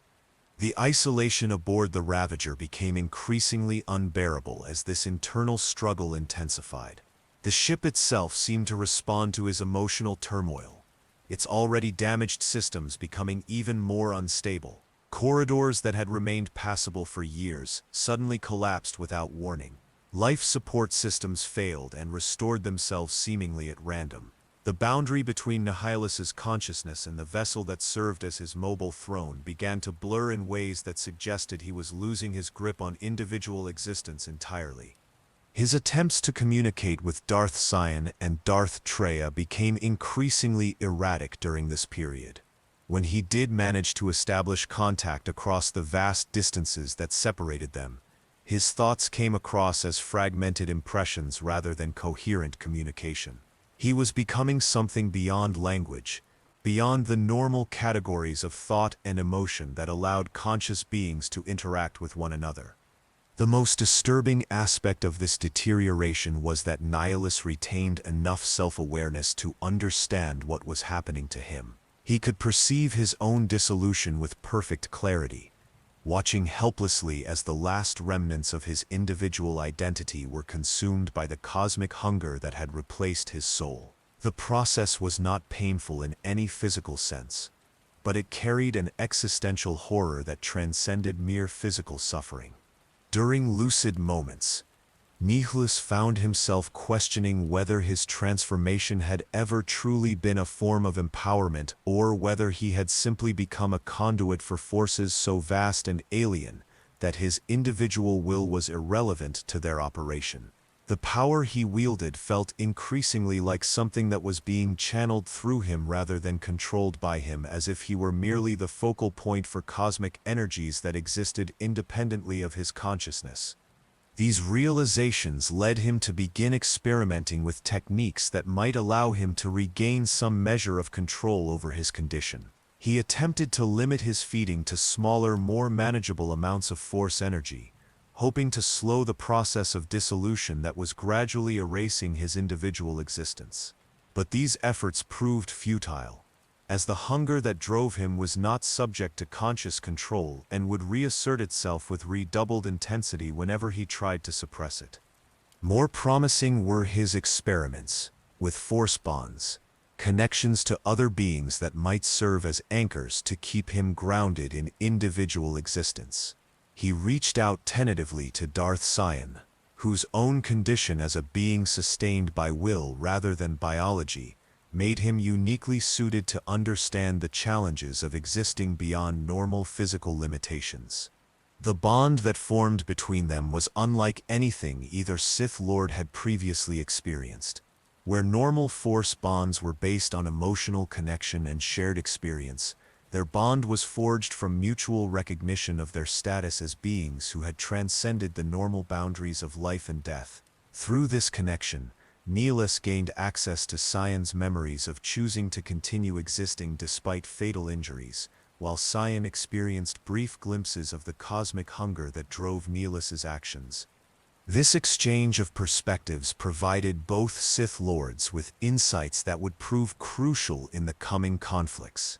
Nihilus learned that conscious will could indeed triumph over physical limitations, that it was possible to choose one's own nature even in the face of seemingly insurmountable cosmic forces. Sidious, meanwhile, gained an understanding of the price that came with transcending normal existence, the gradual erosion of everything that made individual consciousness meaningful. Meanwhile, Sidious was experiencing his own crisis of identity as the Clone Wars approached their climax. The constant deception required to maintain his dual existence as both Supreme Chancellor Palpatine and the hidden Sith Lord orchestrating galactic conflict was beginning to blur the boundaries between these personas in ways that he had not anticipated. The problem was not simply one of keeping track of which role he was playing at any given moment, but rather a fundamental confusion about which identity represented his true self. As Palpatine, he had crafted a persona of warmth, concern, and democratic idealism that had become so convincing that even he sometimes found himself believing in it. As Sidious, he embodied pure ambition and cold calculation, viewing the galaxy and everyone in it as pieces to be manipulated in service of his ultimate goals. The psychological strain of maintaining these contradictory identities was compounded by the knowledge that both were, in a sense, artificial constructs designed to serve specific purposes. The naive young senator from Naboo who had first arrived on Coruscant had been gradually replaced by these carefully crafted roles, leaving Sidious uncertain about what, if anything, remained of his original self. This identity crisis was intensified by his relationship with Anakin Skywalker, which had become the most genuine emotional connection he had formed in decades. His affection for the young Jedi was real, not simply another manipulation designed to further his plans. But that genuine care created a conflict with his role as a Sith Lord, whose ultimate goal was to corrupt Anakin and transform him into an instrument of dark side power. The contradiction between his roles as mentor and corruptor created moments of profound psychological dissonance that threatened to expose his true nature even to himself. When he offered Anakin guidance about controlling his emotions or making difficult moral choices, he found himself genuinely wanting to help the young man find peace and happiness. But these impulses directly contradicted his ultimate plan to drive Anakin to desperation and fall to the dark side. This internal conflict came to a head during the period when Anakin began experiencing visions of Padmé's death in childbirth. Sidious recognized these visions as the perfect opportunity to complete his apprentice's transformation, the psychological pressure point that would finally drive him to embrace the dark side completely. But he also found himself genuinely distressed by Anakin's suffering, wanting to provide real comfort rather than the manipulative false hope that his plan required. The resolution of this conflict marked a crucial turning point in Sidious's psychological development. He chose to suppress his genuine affection for Anakin in service of his larger goals, but the decision came at a significant cost to his remaining humanity. By consciously choosing manipulation over authentic care, he completed his own transformation from a complex individual capable of genuine emotion to something approaching a pure embodiment of dark side will. This transformation was reflected in subtle changes to his physical appearance and mannerisms that even close associates began to notice. His smile became slightly more predatory. His voice carried undertones of authority that made even strong-willed individuals feel compelled to comply with his suggestions. The facade of democratic leadership that had served him so well began to crack, revealing glimpses of the absolute authority that lay beneath. The shadow of truth that both Sith Lords were experiencing represented the final test of their respective journeys toward ultimate power.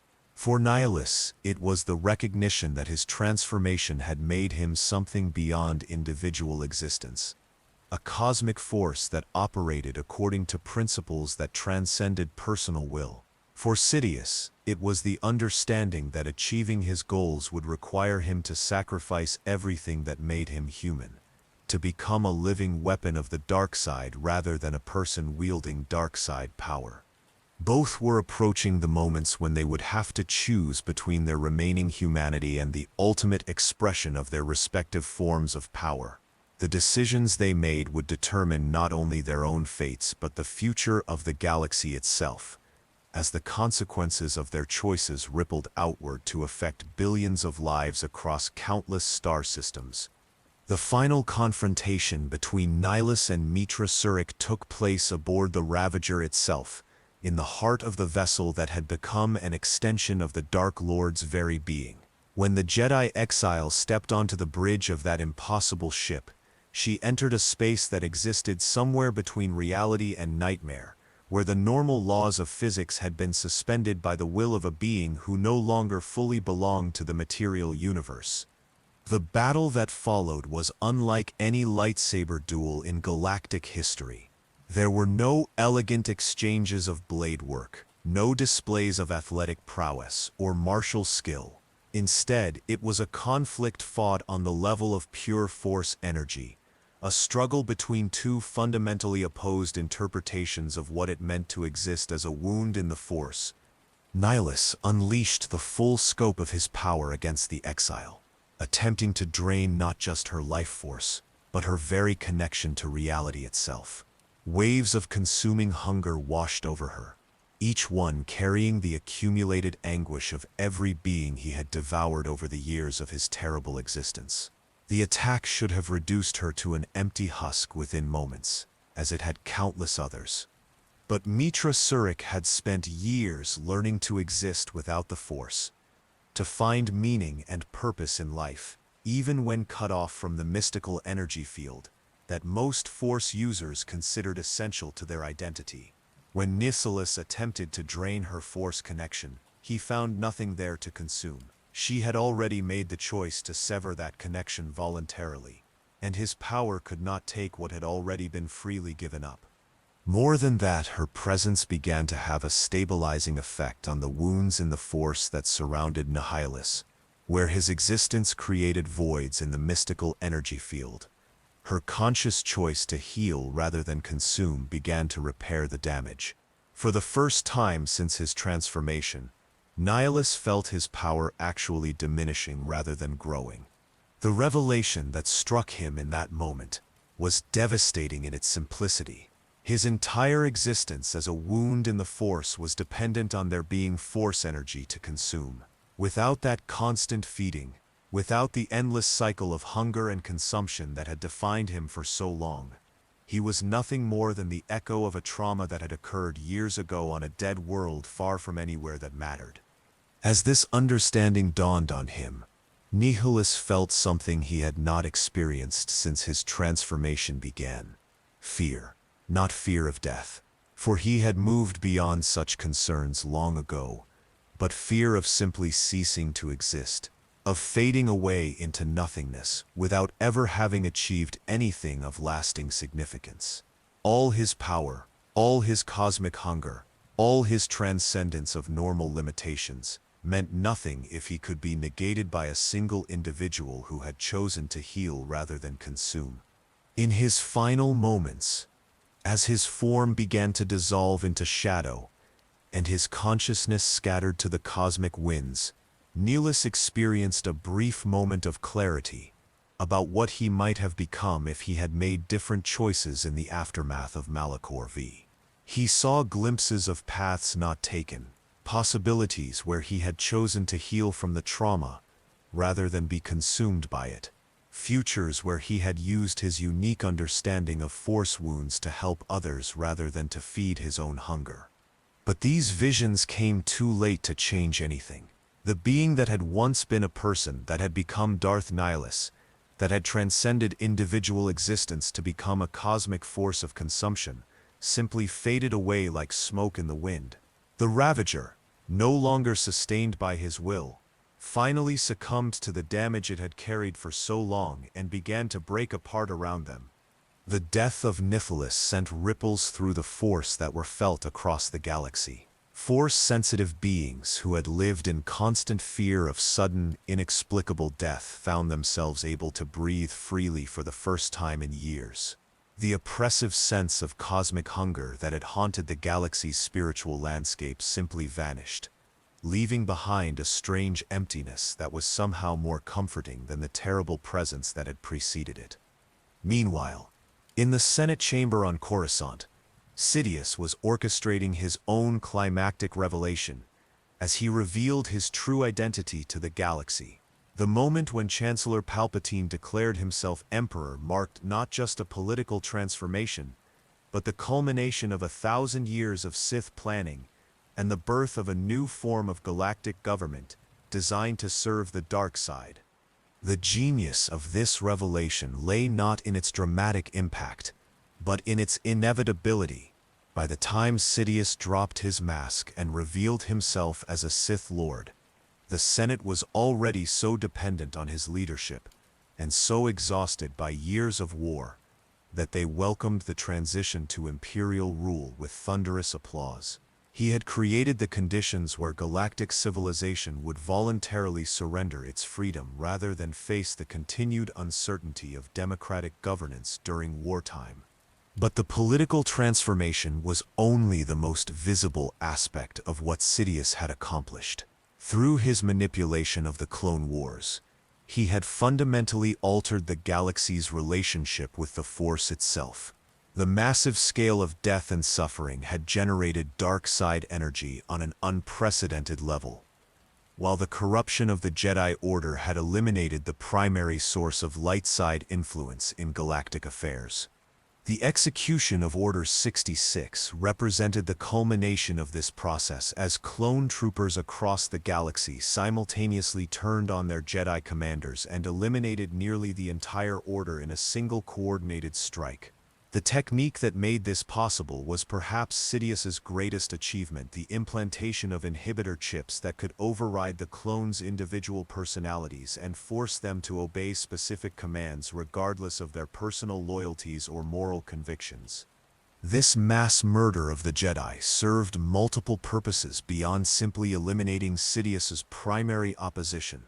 Each death generated a burst of dark side energy that was channeled through Sith artifacts hidden throughout the galaxy, creating a network of corruption that would make it virtually impossible for the light side to regain its former influence. The galaxy itself was being transformed into a weapon of the dark side, a vast mechanism for perpetuating Sith rule across countless star systems. The transformation of Anakin Skywalker into Darth Vader represented the final piece of this grand design. The Chosen One, prophesied to bring balance to the Force, had indeed fulfilled that prophecy, but not in the way the Jedi had expected. By falling to the dark side, Anakin had shifted the cosmic balance decisively toward darkness, ensuring that Sidious's empire would have the mystical foundation necessary to maintain control over the galaxy indefinitely. But even in the moment of his greatest triumph, Sidious experienced a revelation that cast a shadow over his victory. The power he had gained came with a price that he was only beginning to understand. The constant use of dark side energy, the psychological strain of maintaining absolute control over billions of beings, and the isolation that came with ultimate authority were already beginning to transform him into something beyond human recognition. The Emperor who emerged from the political crisis that destroyed the Republic was no longer truly Sheev Palpatine or even Darth Sidious, but something new and terrible that combined elements of both while transcending the limitations of either individual identity. He had become a living embodiment of the dark side's will, a being whose personal desires and ambitions had been subsumed into a larger cosmic purpose that he could sense but not fully comprehend. This transformation manifested in physical changes that became increasingly apparent as his reign progressed. His features became more gaunt and predatory. His eyes took on a yellow tint that spoke of deep corruption by dark side energy, and his voice acquired harmonics that could compel obedience even from strong-willed individuals. He was becoming something that existed beyond the normal categories of life and death, much as Nihilus had, though through a very different process. The parallel between the two Sith Lords became clear in this moment of revelation. Both had pursued ultimate power through the dark side, and both had achieved forms of transcendence that elevated them beyond normal human limitations. But their victories had come at the cost of everything that had once made them individuals, transforming them into cosmic forces that served purposes larger than any personal ambition. The difference was that where Nihilus had become a wound in the Force that could only consume and destroy, Sidious had become a nexus of dark side energy that could create and control. His empire would endure for decades, reshaping galactic civilization according to principles that served the darkness, while Nihilus had been consumed by his own hunger and left nothing behind but emptiness. Yet both revelations pointed toward the same fundamental truth about the nature of ultimate power. It could only be achieved by those willing to sacrifice their humanity in service of forces greater than themselves. The question that neither Sith Lord had fully answered was whether such power was worth the price it demanded, and whether beings who paid that price could still be considered victorious in any meaningful sense.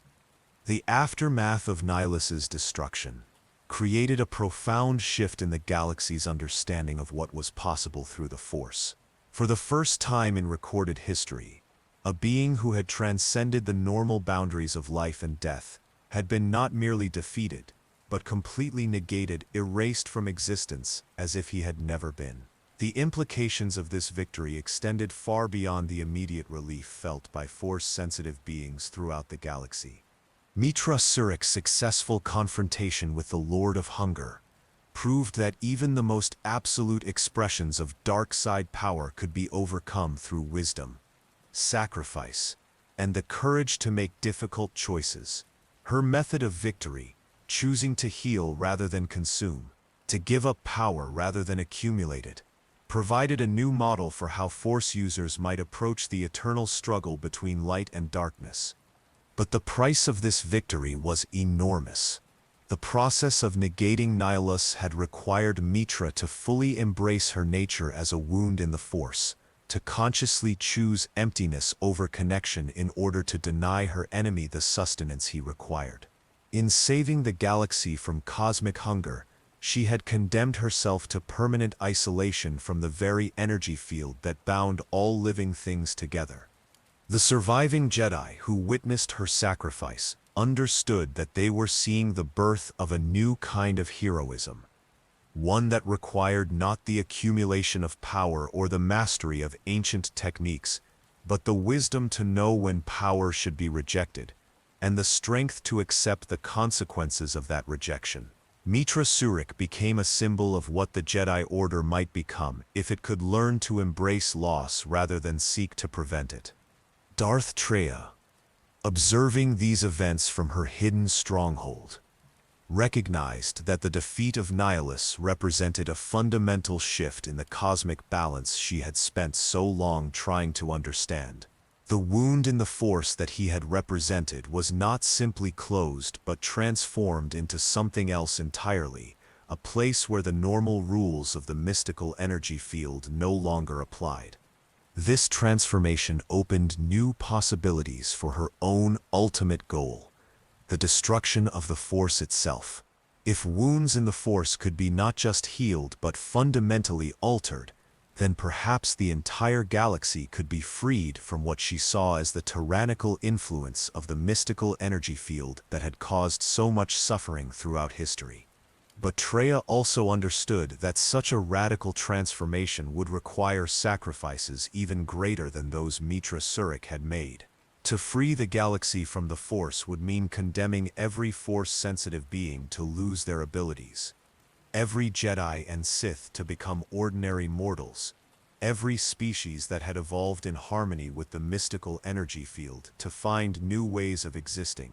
The ethical implications of such a choice consumed her thoughts during the years that followed Nihilus's defeat. Was it morally justifiable to impose such a transformation on beings who had not chosen it, even if the ultimate result would be freedom from cosmic forces that operated beyond their control. Could the elimination of the Force truly be considered liberation if it was achieved without the consent of those who would be affected? These philosophical questions would ultimately remain unresolved, as Treya herself would eventually fall to a student who embodied a different approach to the eternal problems of power and corruption. But her vision of a galaxy without the Force would continue to influence Force users for generations, challenging them to question the fundamental assumptions upon which their entire worldview was based. Meanwhile, in the era of the Galactic Empire, Sidious was learning that ultimate victory carried its own forms of suffering. The galaxy-spanning government he had created required constant vigilance and control to maintain, consuming every moment of his existence in service of preserving what he had built. The isolation that came with absolute power was more complete than anything Nihilus had experienced aboard the Ravager. Where Nihilus had been driven by hunger that could at least temporarily be satisfied, Sidious found himself trapped in a cycle of control that could never be completed. Every world that submitted to imperial rule generated new challenges and potential sources of rebellion. Every individual who accepted his authority still retained the capacity for independent thought and action that could eventually threaten his regime. The Emperor who ruled the galaxy for over 2 decades was no longer recognizably the same being who had once been Sheev Palpatine or even Darth Sidious. The constant use of dark side power had transformed him into something that existed primarily as an instrument of cosmic will rather than an individual pursuing personal goals. His desires, his fears, his hopes and ambitions had all been subsumed into the larger purpose of maintaining and expanding the influence of the dark side throughout the galaxy. This transformation was most clearly visible in his relationship with Darth Vader, the apprentice who had once been Anakin Skywalker.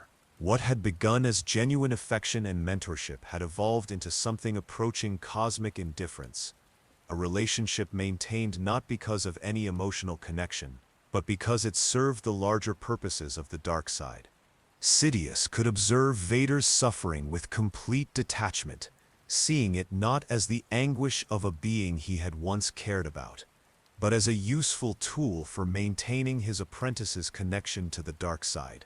The love that had once motivated his interest in Anakin's development had been replaced by cold calculation about how best to utilize a powerful but psychologically damaged weapon.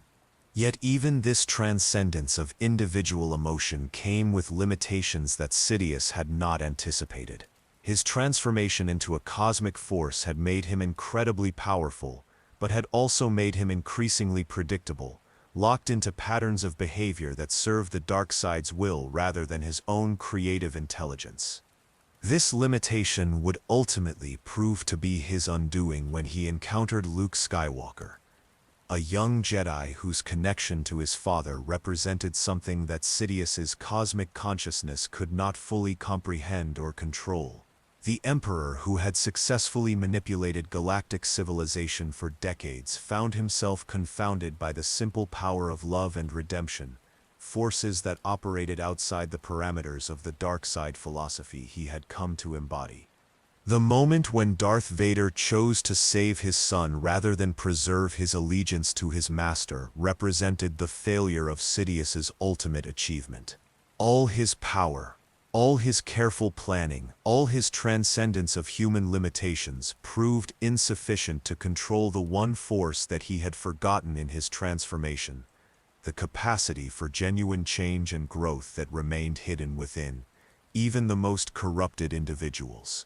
Sidious's death marked the end of the most successful Sith regime in galactic history, but it also demonstrated the ultimate limitation of power based on control and domination. No matter how absolute such power might appear, it remained vulnerable to the unpredictable capacity of conscious beings to choose love over fear, hope over despair, connection over isolation. The comparison between the fates of these two Dark Lords reveals fundamental truths about the nature of power itself. Nihilus's hunger-driven existence led to complete dissolution, a negation so total that he simply ceased to exist when confronted by someone who had chosen healing over consumption. Sidious's control-based empire collapsed the moment he encountered a form of power that operated according to principles he could not understand or manipulate. Both had achieved forms of transcendence that elevated them beyond normal human limitations, but neither had found a way to maintain that transcendence while preserving the connections to others that give existence meaning. Their victories proved to be hollow because they were built on the destruction of everything that made victory worthwhile. The question of which Sith Lord was more powerful ultimately reveals itself to be less important than understanding what their respective fates teach us about the nature of true strength. Power that isolates its wielder from all meaningful relationships is ultimately self-defeating, regardless of how vast or impressive it might appear. The greatest achievements of both Nihilus and Sidious were also the sources of their ultimate downfall, suggesting that the pursuit of absolute power is itself a form of corruption that makes genuine success impossible. In the years following the defeat of both Dark Lords, the galaxy began the slow process of understanding what their reigns had revealed about the fundamental nature of power and its relationship to consciousness, morality, and meaning. The lessons learned from their respective rises and falls would influence Force philosophy for generations, challenging both Jedi and Sith traditions in ways that neither order had anticipated. The Jedi who emerged from the devastation of the First Jedi Purge carried with them a profound understanding of vulnerability that had been largely absent from their predecessors' teachings. The traditional Jedi confidence in the ultimate triumph of light over darkness had been shattered by witnessing beings like Nihilus, whose power operated on scales that transcended conventional moral categories. These surviving Jedi developed new approaches to training and philosophy that emphasized humility over confidence, acceptance of limitation over the pursuit of transcendence. They had learned that the greatest threats to galactic peace might come not from beings motivated by conventional evil, but from those who had moved beyond the normal boundaries of individual existence and become instruments of cosmic forces beyond their control. The most significant development in post-Nihilist Jedi philosophy was the recognition that certain forms of power should be rejected entirely, regardless of the potential good they might accomplish. The ability to drain life force, to consume the essence of other beings, to transcend the normal limitations of mortality. These were all techniques that carried prices too high for any conscious being to pay while retaining their essential humanity. This principle of conscious limitation represented a fundamental shift from traditional Jedi teachings, which had generally assumed that any power derived from the light side of the Force could be used safely by those with sufficient wisdom and self-control. The example of Nihilus proved that some transformations were irreversible, that certain thresholds, once crossed, could not be recrossed without losing everything that made individual existence meaningful. The influence of Mitra Surik's example was particularly profound in shaping these new teachings. Her willingness to sacrifice her own connection to the Force in order to defeat a cosmic threat provided a model of heroism that emphasized giving up power rather than accumulating it. Future generations of Jedi would study her choices as examples of how wisdom might sometimes require the rejection of abilities that could be used for good purposes. But perhaps the most lasting impact of the Nihilus crisis was the development of new techniques for identifying and healing Force wounds before they could develop into cosmic threats. Jedi healers learned to recognize the psychological and spiritual conditions that might lead to such transformations, developing interventions that could help traumatized Force users process their experiences without becoming consumed by them. These healing techniques drew heavily on Mitra Surik's example of choosing to sever her connection to the Force rather than allow trauma to transform her into something monstrous. While few situations required such extreme measures, the principle of conscious sacrifice in service of preventing greater harm became a cornerstone of Jedi training in the post-Nihilus era. Meanwhile, the collapse of Sidious's empire created very different but equally profound changes in how galactic civilization understood the relationship between power and governance. The revelation that the beloved Chancellor Palpatine had secretly been a Sith Lord orchestrating both sides of the Clone Wars shattered public faith in democratic institutions in ways that would take generations to repair. The new republic that emerged from the rebellion's victory faced the enormous challenge of rebuilding not just governmental structures, but the fundamental trust between citizens and their representatives that made democratic governance possible. How could voters be confident that their elected leaders were who they claimed to be, when the most successful politician in galactic history had maintained a secret identity for decades? This crisis of confidence led to the development of new safeguards and verification procedures designed to prevent future infiltration by hidden Sith Lords. Force-sensitive individuals were required to undergo regular testing to confirm their light side alignment. Political candidates were subjected to intensive background investigations that examined not just their public records but their psychological profiles and spiritual development. But these practical measures addressed only the surface aspects of the problem. The deeper issue was how a democratic society could protect itself against threats that operated on timescales measured in decades or centuries. Threats that were patient enough to work within existing systems rather than attempting to overthrow them through force. The solution that emerged was not primarily technological or procedural, but philosophical. The New Republic's founding documents included explicit recognition that eternal vigilance was required not just against external threats, but against the gradual corruption of democratic values from within. Citizens were encouraged to view themselves not just as voters or consumers of government services, but as active participants in an ongoing struggle to preserve the principles that made free society possible.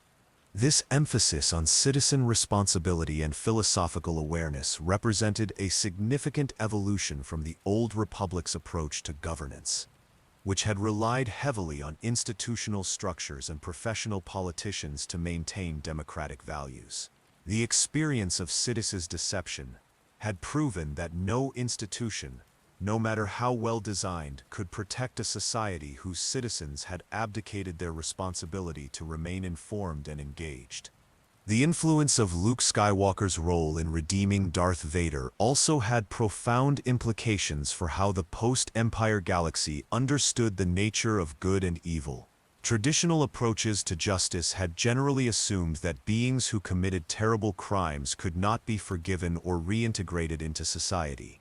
But Luke's success in reaching the remnant of Anakin Skywalker that survived within Vader's cybernetic shell challenged these assumptions. This didn't lead to naive optimism about the possibility of reforming all criminals or corrupted individuals, but it did encourage a more nuanced understanding of how consciousness could be shaped by circumstances, while retaining the capacity for fundamental change. The example of Vader's redemption became a cornerstone of restorative justice movements that emphasized healing and rehabilitation over punishment and retribution. The contrast between the fates of Nihilus and Sidious also provided important insights into the different ways that absolute power could corrupt its wielders. Nihilus's transformation into a cosmic force of consumption represented the complete dissolution of individual identity, while Sidious's evolution into an instrument of dark side will demonstrated how consciousness could be preserved while being fundamentally altered in its priorities and connections. Both transformations served as warnings about the dangers of pursuing power beyond certain limits, but they also revealed that these dangers took different forms depending on the methods used to achieve transcendence. Understanding these distinctions became crucial for Force users who needed to develop their abilities without risking the kinds of transformations that had consumed both Dark Lords. The aftermath of both Sith Lords' reigns ultimately reinforced a fundamental truth about the nature of power and its relationship to consciousness. True strength lies not in the accumulation of abilities or the transcendence of limitations, but in the wisdom to know when to accept limitations, and the courage to make choices that preserve the connections and relationships that give existence meaning. This understanding would influence not just Force users and political leaders but ordinary citizens throughout the galaxy who had witnessed the rise and fall of beings whose power had elevated them beyond human recognition while ultimately leading to their destruction. The greatest legacy of both Nihilus and Sidious was not their achievements during their reigns of terror, but the wisdom their examples provided about the choices that conscious beings must make to remain both powerful and truly alive. As we reach the end of our journey through the lives and legacies of these two Dark Lords, the question that began our exploration reveals itself to be more complex than it first appeared. Who was more powerful, Darth Nihilus or Darth Sidious? The answer depends entirely on how we define power itself, and what we consider to be the ultimate measure of strength in a galaxy where consciousness and cosmic forces intertwine in ways that challenge our understanding of what it means to truly succeed. If we measure power by raw, destructive capability, Nihilus stands alone in galactic history. No other being has ever possessed the ability to consume entire worlds with a thought, to drain the life force from millions of beings simultaneously, to transcend the boundaries between life and death so completely that he became a wound in the force itself. His hunger could reach across star systems to claim victims who never even knew they were being hunted. In terms of sheer overwhelming might, he represented the pinnacle of what was possible through the dark side. But power without purpose, strength without wisdom, capability without connection to meaning, these things ultimately prove to be their own form of weakness. Nihilus achieved transcendence at the cost of everything that made transcendence worthwhile. He became a cosmic force, but in doing so he ceased to be a conscious being capable of growth, learning, or genuine choice. His power was vast, but it was also static, locked into patterns of consumption that he could not escape or alter. Sidious, by contrast, demonstrated a different kind of mastery that was perhaps more impressive for its subtlety than its scope. He achieved something that had eluded Sith Lords for 1,000 years, the complete conquest of galactic civilization through methods so sophisticated that his enemies welcomed their own defeat. His understanding of psychology, politics, and the Force itself was so complete that he could orchestrate events on a galactic scale while remaining completely hidden from detection. More significantly, Sidious retained his consciousness and identity throughout his transformation, even as he evolved beyond normal human limitations. Where Nihilus became a tool of cosmic forces beyond his control, Sidious remained the architect of his own destiny until the very end. His power was not just vast, but directed, purposeful, capable of creating lasting change rather than simple destruction. Yet even Sidious's achievements came with prices that ultimately proved too high to sustain. His isolation from genuine human connection, his transformation into an instrument of dark side will, his inability to understand or control the forces of love and redemption that ultimately destroyed him. These limitations revealed that even the most sophisticated approach to power had fundamental weaknesses. The truth is that both Dark Lords succeeded brilliantly at achieving their respective goals, and both failed catastrophically at remaining the kinds of beings for whom such achievements could have meaningful value. They represent different paths to the same ultimate destination, transcendence that comes at the cost of everything that makes transcendence worth pursuing. Perhaps the most profound lesson their stories offer is that the question of who was more powerful misses the deeper issue entirely. Both Nihilus and Sidious achieved forms of strength that elevated them far beyond normal limitations, but neither found a way to use that strength in service of anything larger than their own transformation. Their power became an end in itself rather than a means to achieve something worthwhile. The galaxy they left behind was marked not by their achievements, but by the wisdom their examples provided about the choices that conscious beings must make to remain both strong and authentically alive. The survivors of their reigns, the Jedi who rebuilt their order, the citizens who reconstructed democratic government, the individuals who learned to love and trust again, despite witnessing the depths of corruption and betrayal. These people demonstrated forms of power that neither Dark Lord had been able to access. True strength, their stories suggest, lies not in transcending the limitations of individual existence, but in finding ways to grow and develop within those limitations while maintaining connections to others and to purposes larger than oneself. The power to inspire, to heal, to create lasting positive change, to choose love over fear even in the face of overwhelming darkness. These abilities may seem modest compared to the ability to consume worlds or rule galaxies, but they prove to be more durable and ultimately more meaningful. As we close this exploration of two of the most powerful beings in galactic history, the real question becomes not which of them was stronger, but what their examples teach us about the choices we make in our own lives.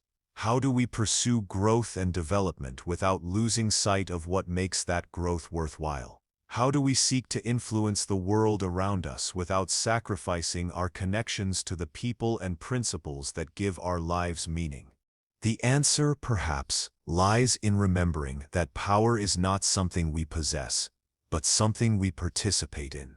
The most lasting influence comes not from accumulating abilities or transcending limitations, but from choosing to use whatever strength we have in service of something larger than ourselves. The greatest victories are not won through domination or consumption, but through the patient work of building connections, healing wounds, and creating possibilities for others to flourish.